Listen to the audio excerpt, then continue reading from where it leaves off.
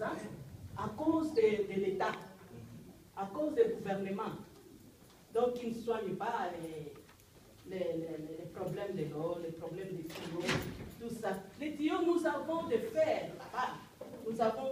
Donc, notre pays, d'ailleurs, je suis sûre que c'est un pays qui est premier dans les histoires de fer. Puisqu'ils sont en train de vendre beaucoup de. Qu'est-ce qu'on appelle? Les tuyaux là viennent de notre pays. Même ici, les tuyaux là viennent de notre pays. Donc, je suis en train de me demander qu'est-ce que nous devons faire comme miracle pour que notre pays puisse avoir de l'eau potable et de l'eau tous les jours. Puisque l'eau, c'est la vie. Je pense que c'est tout ce que j'avais à ajouter. S'il y a encore quelqu'un qui a ajouté quelque chose. Tu peux te dire ce que je voudrais dire.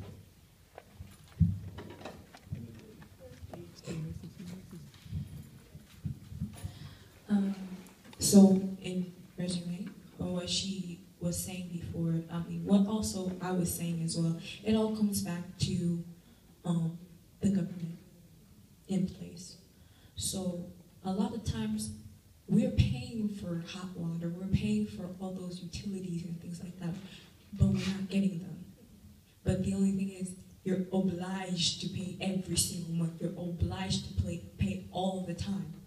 But that money, it doesn't go towards the utilities, it goes to the government. So as you see from all these discussions so far, common denominator, the government. So basically that's a little bit of what's going on with the hot water situation, what's going on with water in general. But one thing I do want to say is I don't want to scare you. I don't want all this to scare you because I know that it was a very big difficulty for Africans, even at the university level. They didn't understand what Africa was. They had this image of Africa as being like, as she said, all of Africa being people carrying water tanks and things like that to get water, fetch water on their heads, all those things. That's the vision that they had of Africa. So they didn't see the beauty of Africa. They just saw, oh man, they don't got hot water, man. I'm never going back to Africa. Man, they got chickens running around. Oh, that's one thing my little brother always says. There's chickens always running around. Oh my God. There's goats outside. No. There's also parts of Africa that you can sometimes mistake for America. There's beautiful, and one thing that I would applaud the young people that are coming from America to go back, that are going back home in Congo and actually doing something about certain things that you see, like there's malls now, there's restaurants that are very beautiful, there's burger places, like, you know, things that you would expect to see it, like outside of Africa, you will see it in America. I mean, in Africa, because people that are going from outside coming back inside. So that's why it's very important for us as well to not just think about, man, that hot water situation, man, I'm not going back over there, like what?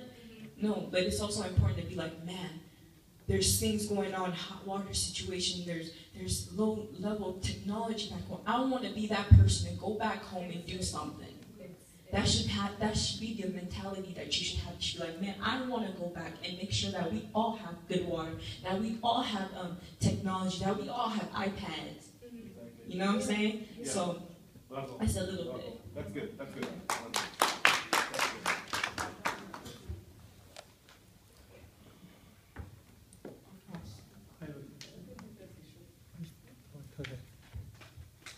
Hi, I am Ray Terrell. And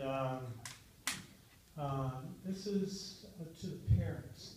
If the teens were not born in America and the land of prosperity and hope, how do you see their lives over there being? And I noticed, and I remember hearing earlier that you would be carrying water bottles, but can you give kind of